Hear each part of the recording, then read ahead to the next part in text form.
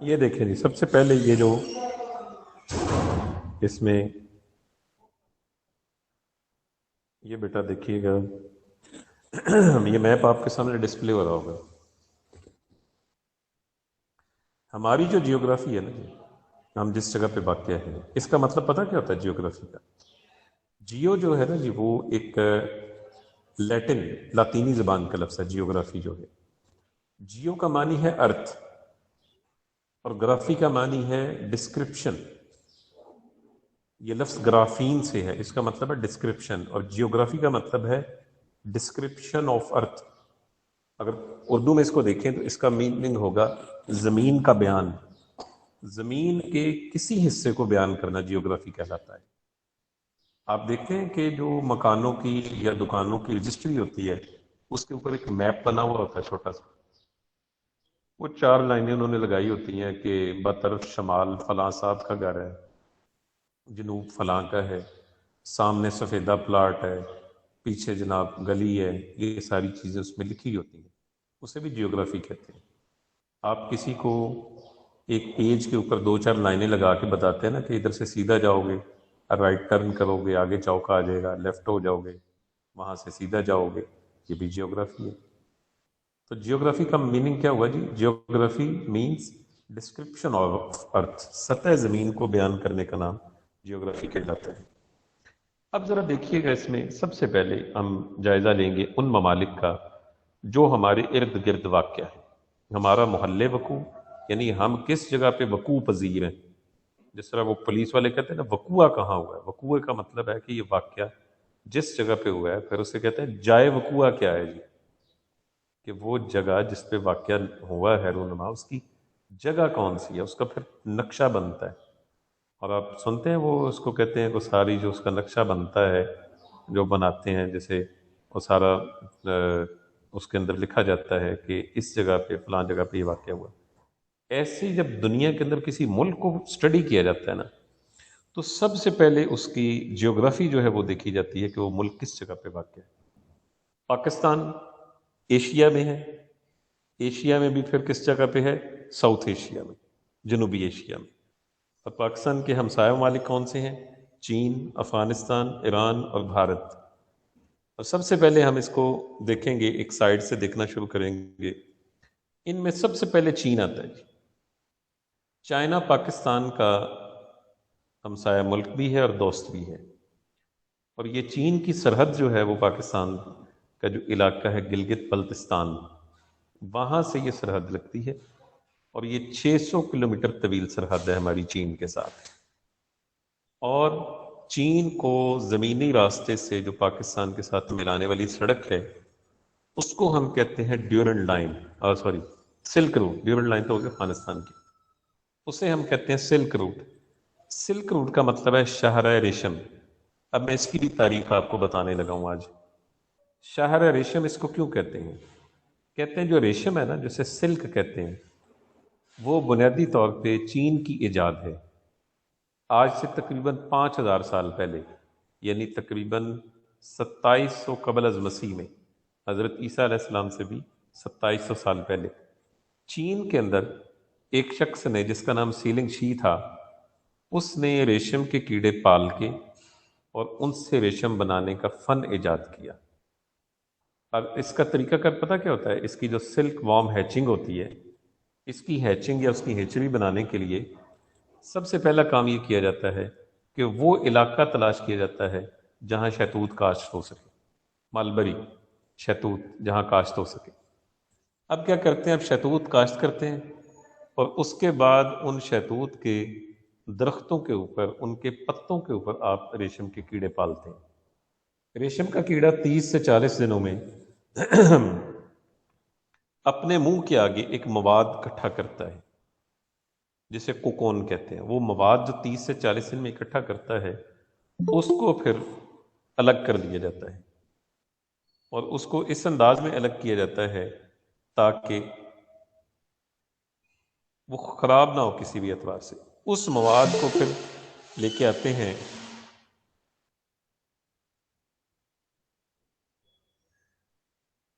جی، اس مواد کو لے کے آتے ہیں اسپننگ کے لیے۔ اس سے پھر دھاگا بنتا ہے اور اس دھاگے سے پھر آگے کپڑا بنتا ہے. اسے ہم کہتے ہیں سلک ٹیکسٹائل انڈسٹری، جس کا آغاز چین سے ہوا.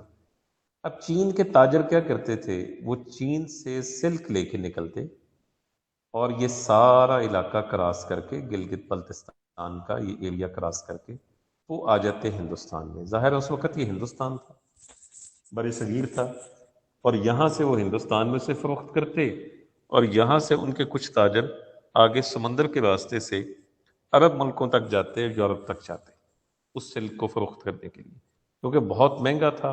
اس دور کے اندر بھی بہت مہنگا تھا، آج بھی پیور سلک بہت مہنگا ہے. تو چین نے وہ جو راستہ اختیار کیا اس کے تاجروں نے، وہ قدیم راستہ ایک بنا ہوا تھا. وہ پیدل والا بھی تھا اور گھوڑا گاڑیاں وغیرہ بھی اس پہ چلتی تھیں. یہ سفر اس طرح سے قدیم دور میں ہوتا تھا. پاکستان بننے کے بعد 1967 میں 1967 میں حکومت پاکستان نے یہ طے کیا کہ اس کے اوپر باقاعدہ ایک بڑی سڑک بنائی جائے گی. تو اس وقت سڑک کا راستہ تو تھا اس وقت بھی، لیکن وہ کوئی اتنا صحیح واضح راستہ نہیں تھا کہ جس کے اوپر اتنی بڑی ہیوی ٹریفک جا سکے. اور وہ سڑک بنانے کے لیے پھر کام شروع کیا گیا، اور یہ جب روٹ بن گیا تو اس کے دو نام ہیں، ایک ہے سلک روٹ، دوسرا ہے کراکرم ہائی وے. سلک روٹ اس کا تاریخی نام ہے، شہر ریشم، اور کراکرم ہائی وے اس کا نیا نام ہے. اب اسی سلک روٹ کو مزید بڑا کیا جا رہا ہے، اور بلکہ ہو گیا ہوا ہے، اس کا نام اب رکھا گیا ہے سی پیک روٹ. سی پیک ہے چائنا پاکستان اکنامک کوریڈور. تو اس اعتبار سے چین کے ساتھ ہمارے تعلقات بڑے امپورٹنٹ ہیں، معاشی لحاظ سے بھی، دفاعی لحاظ سے بھی. چین آبادی کے لحاظ سے دنیا کا سب سے بڑا ملک ہے، اور تقریباً اس کی آبادی اس وقت، جو آفیشیل تو وہ نہیں اناؤنس کرتے، آفیشیل تو وہ 1.5 ارب بتاتے ہیں، ان آفیشیل کوئی 1 ارب 70 کروڑ کی لگ بھگ ان کی آبادی ہے. اور اس کے ساتھ ساتھ چین دنیا کی سب سے بڑی فوج بھی رکھتا ہے. ٹیکنالوجی کے میدان میں وہ سب کو کمپیٹ کر رہا ہے. معاشی جو حالات ہیں اس کے، یا معیشت کے میدان میں بھی آج پوری دنیا میں چین چھایا ہوا ہے. سب سے بڑا معیشت کا والیوم، یعنی سب سے بڑی معاشی طاقت آج کی جو ہے وہ چین ہے. چائنا سب سے بڑی معاشی طاقت ہے. پاکستان کے ساتھ اس کے تعلقات کیسے بنے؟ جیسے ہی چین آزاد ہوا 1949 میں، تو سب سے پہلے جس ملک نے اسے بطور ملک تسلیم کیا وہ پاکستان ہے. جس نے اس کا نام اقوام متحدہ کی اسمبلی میں، جنرل اسمبلی میں بطور ممبر کے پیش کیا، وہ ملک بھی پاکستان ہے. تو اس لیے کہتے ہیں پاکستان جو ہے اور چائنا کے جو تعلقات ہیں اس اعتبار سے بڑی اہمیت کے حامل ہیں. اب آ جائیے دوسری جانب، اور یہاں پر ہے شمال مغرب، یعنی نارتھ ویسٹ. نارتھ ویسٹ کے اندر ہمسایہ ملک افغانستان ہے. افغانستان سارا ملک پہاڑی نوعیت کا ہے، اور افغانستان کو اس حوالے سے بڑی اہمیت حاصل ہے. ایک تو یہ برادر مسلم کنٹری ہے، دوسرا شروع میں افغانستان کے جو حکمران تھے ان کا پاکستان کے ساتھ رویہ کوئی اچھا نہیں تھا، جو وقت کے ساتھ بعد میں جا کے ٹھیک ہوا. اب بھی آپ دیکھتے ہیں اس کے اندر کبھی کبھار کوئی نہ کوئی گڑبڑ اس میں ہوتی رہتی ہے، کیونکہ وجہ یہ ہے کہ افغانستان نے پہلے دن سے ہی پاکستان کو قبول نہیں کیا تھا. شروع میں مسائل ہوئے، پھر بعد میں انہوں نے باقاعدہ ریکگنائز کر لیا، اور پھر اس کے بعد ہمارے ان کے ساتھ تعلقات بنے. 1979 میں جب رشیا نے فوجیں اتاری افغانستان میں، تو اس وقت ہم نے اپنے دروازے کھول دیے اور افغان مہاجرین کو اپنے ہاں جگہ دی. تقریباً 20 سے 25 لاکھ افغان مہاجرین پاکستان آئے، اور اس وقت بھی وہ پاکستان میں ایک بڑی تعداد موجود ہے جو اب یہاں کے شہری بن چکے ہیں، جو اب یہاں کا پاسپورٹ بھی رکھتے ہیں، یہاں ان کے بہت بڑے بڑے کاروبار ہیں. افغانستان کا جو بارڈر ہے پاکستان کے ساتھ لگتا، وہ 2250 کلومیٹر طویل بارڈر ہے. اور یہ 2250 کلومیٹر طویل بارڈر جو ہے، اس اعتبار سے آپ یوں اندازہ کر لیجئے کہ اس کی امپورٹنس بہت زیادہ ہے. اسے ڈیورنڈ لائن کہتے ہیں. ڈیورنڈ لائن اس کو کیوں کہتے ہیں؟ کہتے ہیں 1893 میں غالباً، اور اس کے بعد 1897 میں افغانستان کی اس وقت کی یہاں جو ہندوستان کی برطانوی حکومت تھی اس کے ساتھ مذاکرات ہوئے، کیونکہ انگریزوں نے بڑے حملے کیے افغانستان پہ کہ قبضہ کر لیں وہاں پہ، لیکن ہر دفعہ ان کو شکست ہوئی، ہزاروں لڑائیاں انگریزوں اور افغانوں کے درمیان ہوئی، اور آخر کار وہ فیصلے پر پہنچے کہ ہم ان سے نہیں جیت سکتے۔ آپ دیکھ لیں انگریز نے آج سے 125 سال پہلے یہ طے کر لیا تھا، اس کو سمجھ آ گئی تھی کہ افغانیوں کے ساتھ جنگ نہیں کی جا سکتی۔ اس کے بعد رشیا نے آپ دیکھیں 10 سال وہاں جنگ کی، الٹیمیٹ واپس گیا نا۔ امریکہ 20 سال کر چکا ہے، 2001 میں آیا، 2021 آ گیا، تو اب وہ بھی وہاں سے اپنے فوجی نکال رہا ہے۔ یعنی ان کو سمجھ آ گئی ہے کہ افغانستان جو ہے یہاں پر افغانیوں کے اوپر قبضہ نہیں کیا جا سکتا، ان کو غلام نہیں بنایا جا سکتا، کیونکہ افغان قوم جو ہے کبھی کسی کے انڈر نہیں رہی۔ تو ڈیورنڈ لائن اس نے کام شروع کیا، اس شخص کا نام تھا سر مارٹیمر ڈیورنڈ، جس نے اس وقت کی افغان حکومت کے ساتھ معاہدہ کیا تھا، امن کا معاہدہ کیا تھا، اور ان سے کہا تھا کہ ٹھیک ہے جی، ہم جو ہے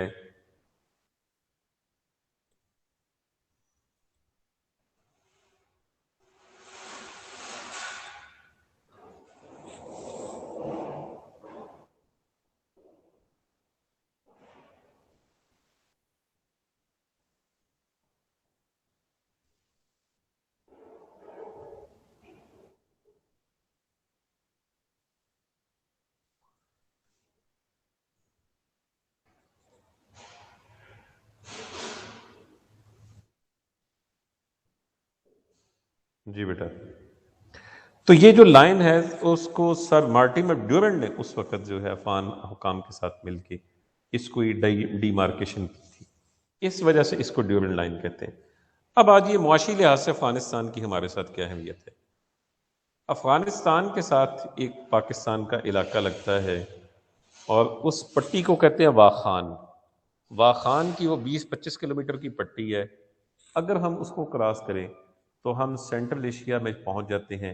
سینٹرل ایشین سٹیٹ ہے تاجکستان، تاجکستان میں ہم پہنچ جاتے ہیں۔ تاجکستان سے کرغزستان، قزاقستان اور ماسکو تک یہ ساری ایک سمجھ لیں اکنامک بیلٹ بنتی ہے، ایک معاشی ہب بنتا ہے یہ آئندہ آنے والے دور میں۔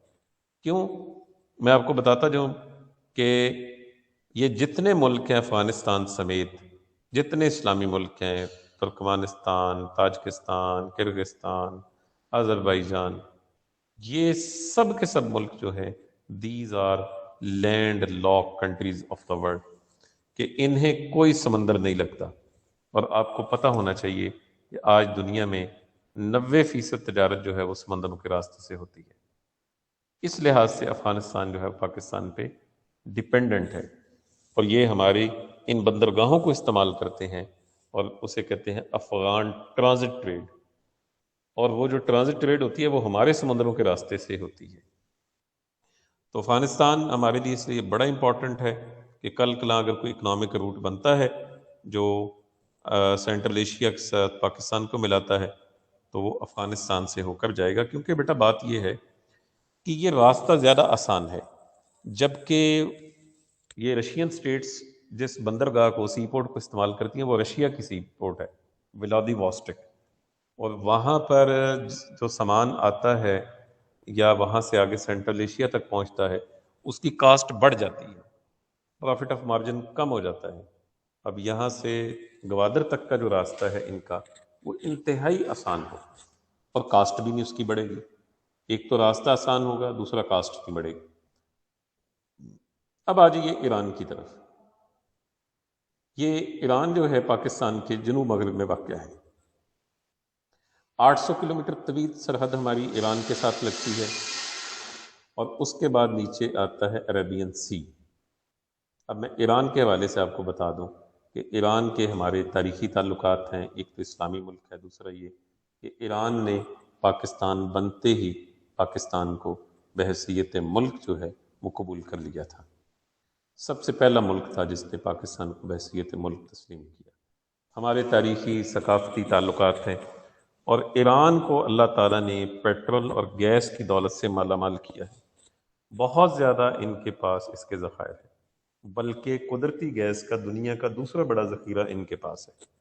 صدر آصف علی زرداری صاحب نے جو معاہدہ کیا تھا گیس پائپ لائن کا، وہ تقریباً فائنل ہو چکا ہے، اب ہمارے حصے کا کام اس میں باقی ہے۔ جس دن وہ گیس ہمارے نیشنل نیٹ میں آ گئی، آپ کے یہاں گیس کے مسائل حل ہو جائیں گے۔ اس کے بعد آ جائیے جی عربین سی۔ عربین سی جو ہے، یا جسے بحیرہ عرب کہتے ہیں، دراصل یہ بحر ہند کا حصہ ہے۔ دیکھیں بیٹا، میں یہاں آپ کو بتاتا جاؤں، سی اور اوشن میں کیا فرق ہوتا ہے، شاید بچے کچھ جانتے بھی ہوں گے۔ سی چھوٹے سمندر کو کہتے ہیں، اوشن بڑے سمندر کو کہتے ہیں۔ ایک بڑے سمندر میں کئی چھوٹے سمندر ہو سکتے ہیں، اور وہ جتنے بھی چھوٹے سمندر ہوں گے وہ ان کے جیوگرافیکل نیم ہوں گے، یعنی ان کو ایک علاقہ لگتا ہے۔ جیسے عربین سی ہے، لیکن بہرحال یہ کس کا حصہ ہے؟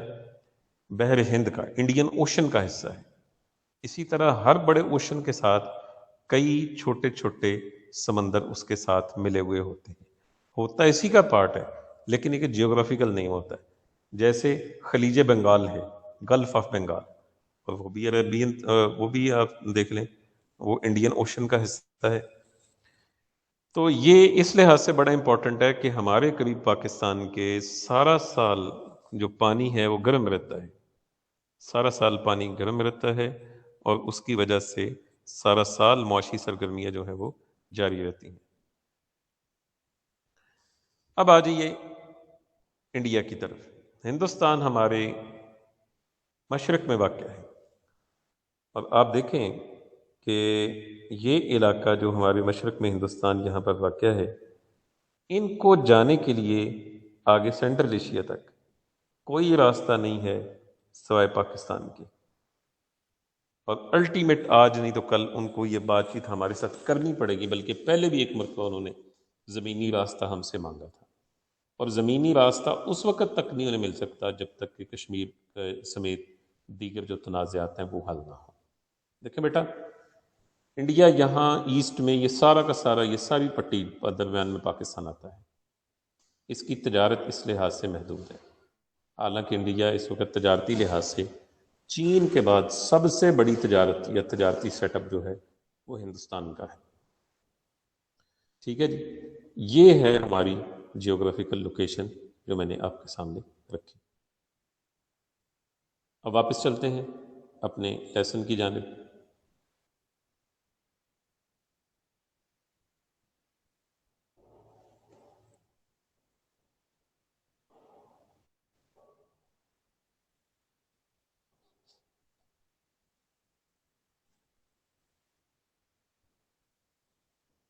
جی بیٹا،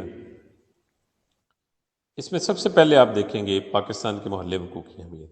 دیکھیں بیٹا، یہ جنوبی ایشیا میں اس وقت ایک بڑا ملک ہے پاکستان، 7,96,096 مربع کلومیٹر کا رقبہ ہے، بڑی آبادی ہے اس خطے کی، اور زیادہ تر مسلمان ہیں، اور سب سے پہلے ہمارا جو تعلق ہے وہ چین کے ساتھ ہے۔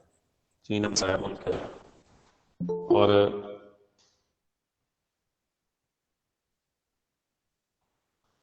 ہمارا جو اس اعتبار سے جیو اسٹریٹجک جو بنتا ہے چین کے ساتھ، وہ بڑا امپورٹنٹ ہے۔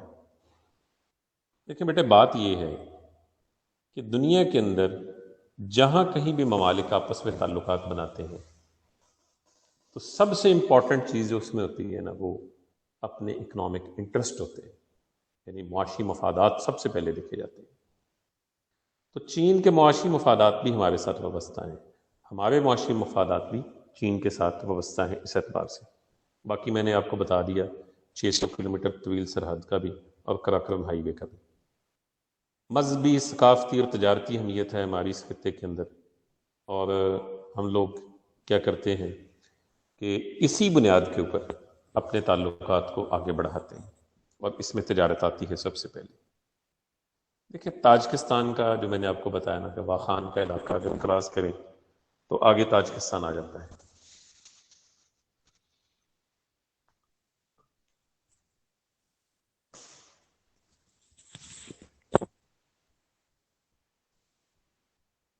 اس کے بعد آگے دیکھیے ایران۔ ایران کے ساتھ جو ہمارے تعلقات ہیں یہ بھی آپ سمجھ لیں، ایران، پاکستان، ترکی۔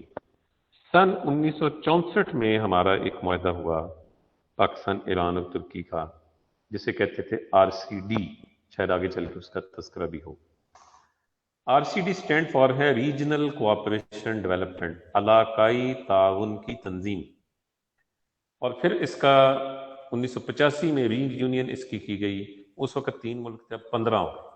اب اس کا نام رکھا گیا ان تمام اعتبار سے ECO، اکنامک کوآپریشن آرگنائزیشن۔ تو ایران کے ساتھ ہمارا ہمسایہ ہونے کی وجہ سے تعلقات ٹرین کے ذریعے سے بھی ہم ملے ہوئے ہیں اور سڑک کے ذریعے سے ملے ہوئے ہیں۔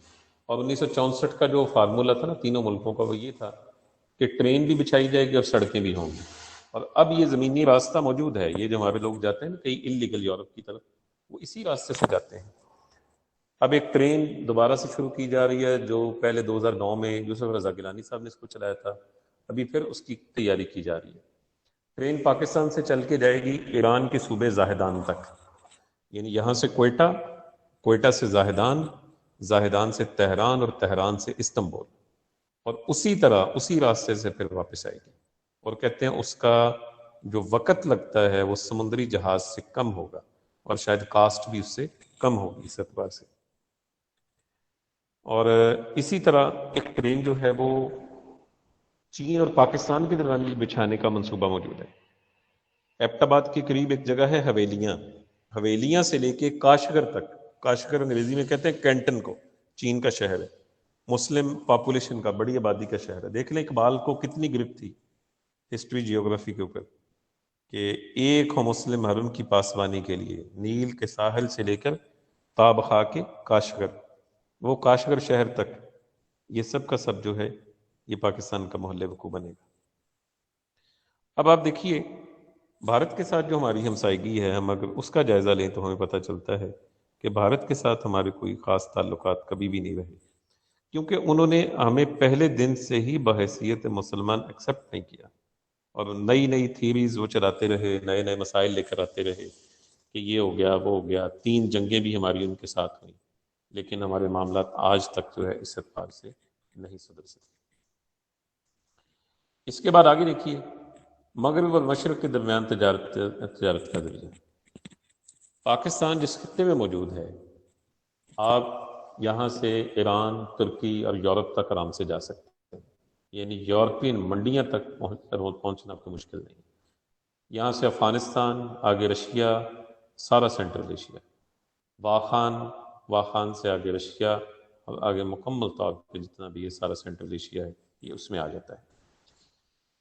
اب آج اسلامی ممالک کے ساتھ پاکستان کے تعلقات جو ہیں، پھر بحری راستہ ہمارا بہت امپورٹنٹ ہے۔ ہم یہی بحری راستہ جس کی بھی میں نے آپ سے بات کی، یہ ہم دے سکتے ہیں ان سینٹرل ایشین اسٹیٹس کو، جس سے وہ اپنی تجارت بڑھا سکتے ہیں۔ اور پاکستان اسلامی دنیا کا مرکز ہے، مرکزیت اس کو حاصل ہے اس اعتبار سے۔ اور آخر میں دفاعی اہمیت، پاکستان کی دفاعی اہمیت اس لحاظ سے بڑی امپورٹنٹ ہے۔ دیکھیں بیٹا، پاکستان کی دفاعی اہمیت یہ ہے کہ پاکستان خطے میں جس جگہ پہ موجود ہے وہاں 2 طرف بڑی طاقتیں ہیں، بھارت ہے اور ساتھ میں دوسری طرف جو ہے وہ افغانستان ہے اور چین ہے۔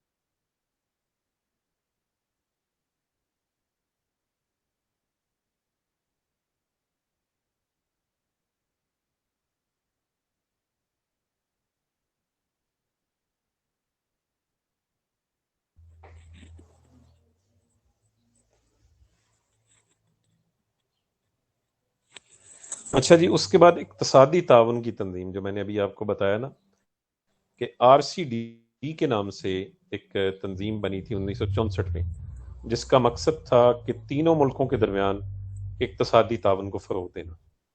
اب وہ 1985 میں بن گئی ECO، اکنامک کوآپریشن آرگنائزیشن، اور اس کے اندر اس وقت تقریباً 15 ملک شامل ہیں۔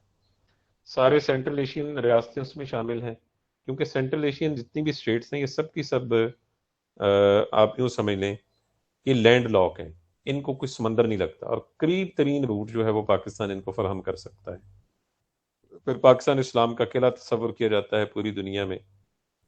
ایٹمی قوت ہونے کی وجہ سے اسلامی ممالک میں ہماری اور بھی زیادہ اہمیت ہے، اور جغرافیائی اہمیت کے اعتبار سے جیسے میں ابھی آپ کو بتایا کہ پورا ریجن، اس ریجن میں آپ دیکھ لیں، چین اگر جانا چاہتا ہے عالمی منڈیوں تک تو پاکستان سے گزر کے جائے گا، بھارت سینٹرل ایشیا تک جانا چاہتا ہے تو پاکستان سے گزر کے جائے گا، اور اسی طرح افغانستان اگر جانا چاہتا ہے عالمی منڈیوں تک تو پاکستان سے گزر کے جائے گا، جتنی بھی اس کی ٹریڈ ہو تھرو پاکستان ہوگی۔ تو تجارتی اہمیت ہماری اس لحاظ سے بڑی امپورٹنٹ ہے۔ روس کی توسیع پسندی میں سب سے بڑی رکاوٹ پاکستان تھا۔ دیکھیں پاکستان نے جو 79 میں افغانستان پہ حملہ کیا گیا، اس کے راستے میں سب سے بڑی رکاوٹ پاکستان بنا۔ ہم نے وہ ساری پراکسی جنگ لڑی، اور ہم نے وہ سب کچھ کیا، اور آپ دیکھ لیں 10 سال کی جنگ کے بعد جیسے ہی وہ واپس گیا تو رشیا جو ہے وہ اپنے پاؤں پہ کھڑا نہیں ہو سکا، اس کے سارے حصے بکھرے ہو گئے۔ آزادی کی تحریکوں کی پاکستان نے ہمیشہ حمایت کی ہے۔ اشتراکیت یعنی جیسے کمیونزم کہتے ہیں یا سوشلزم کہہ رہے ہیں، اس کی روک تھام کے لیے کام کیا۔ دہشت گردی جیسے مسائل جو 9/11 کے بعد شروع ہوئے، اس میں پاکستان صف اول میں رہا، اور بین الاقوامی سیاست کا مرکز تو ہمیشہ پاکستان رہا ہے۔ آپ دیکھ لیں ہر 2 4 سال 5 سال کے بعد پاکستان کی اہمیت بڑھ جاتی ہے، اور آخر میں حاصل کلام یہ ہے کہ پاکستان محل وقوع کے اعتبار سے بہت زیادہ اہمیت رکھتا ہے، اور اس کی معاشی، اس کی سماجی اہمیت بہت زیادہ ہے۔ اچھا جی، تو بچوں کے ذہن میں ایک خیال ضرور آتا ہوگا سن کے کہ ہماری اتنی زیادہ اہمیت ہے، ہم اتنے امپورٹنٹ ہیں، تو پھر آج تک ہم نے ترقی کیوں نہیں کی؟